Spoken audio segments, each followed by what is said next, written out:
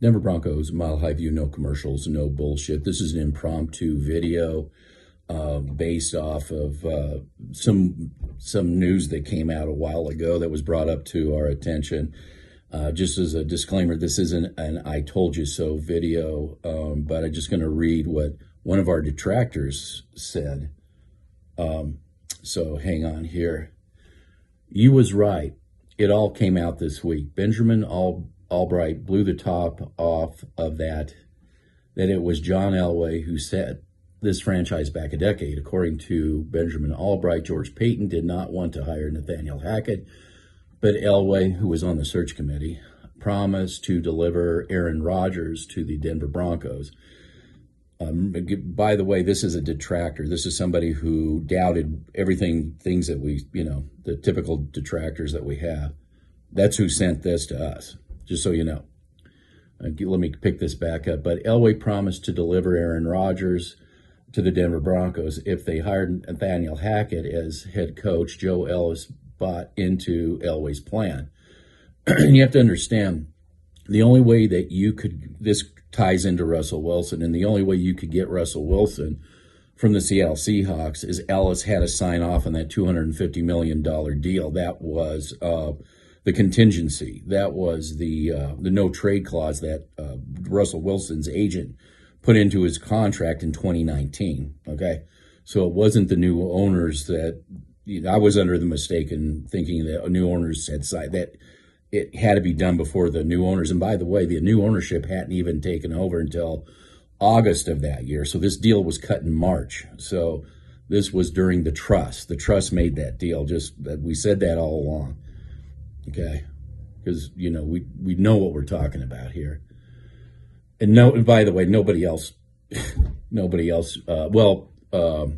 there was a talk show. They said Elway was on the search committee. So that was the only other source. But Elway promised to deliver Aaron Rodgers to the Denver Broncos if they hired Nathaniel Hackett as head coach. And Joe Ellis bought into the Elway's plan because we're always swinging for the retreads. So you was right all along.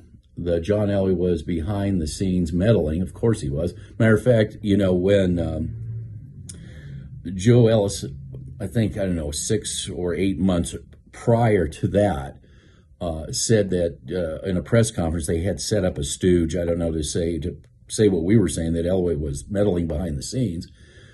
And Joe Ellis angrily said, John Elway isn't meddling behind the scenes. But then it comes out that John Elway's running the search committee. That's not meddling behind the scenes? Come on. And then we have on videotape, we have George and Sean Payton both saying that Elway still has an office. He's still here. We're looking forward to working with him during the draft.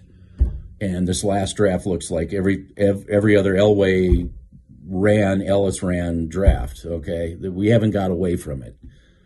And I'm just going to say this organization, the sad part about this is that this ownership embraced that losing culture, that losing front office, instead of clearing it out. And I think this was a contention for, this was a point of contention for Harbaugh. Harbaugh wasn't going to play in the John Elway Ellis led front office's sandbox. That, he knows how to draft and develop, and he has a different philosophy than this losing organization, those losers up there, okay? And so behind it says, you guys said this years ago, and everybody, even me, was thinking that it was another conspiracy theory.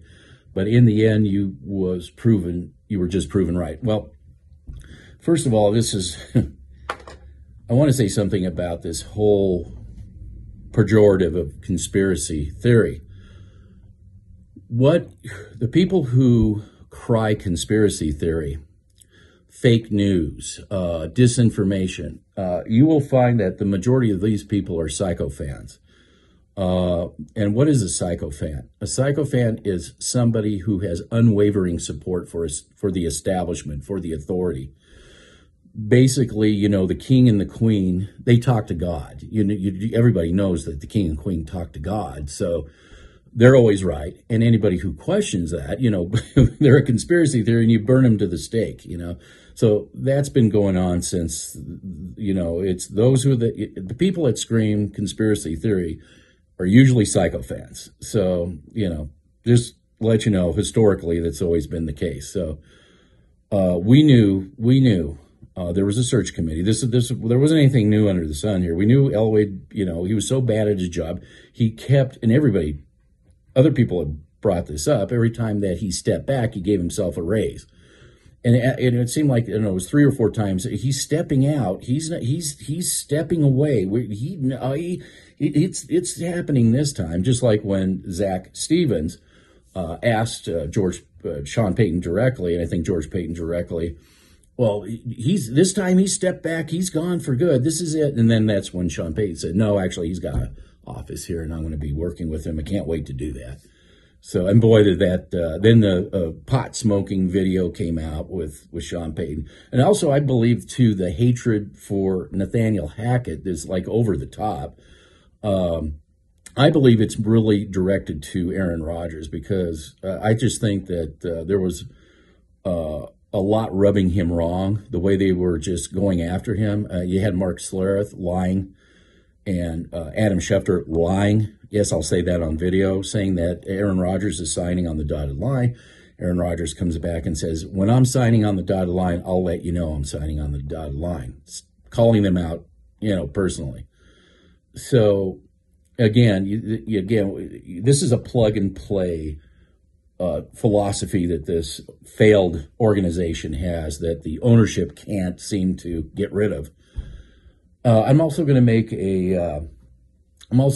this proclamation too. I'm going to wrap this up because I got to get the heads for my truck are back from the machine shop. So anyway, I got to get out of here. I was watching 70s football just to remind myself what football really is.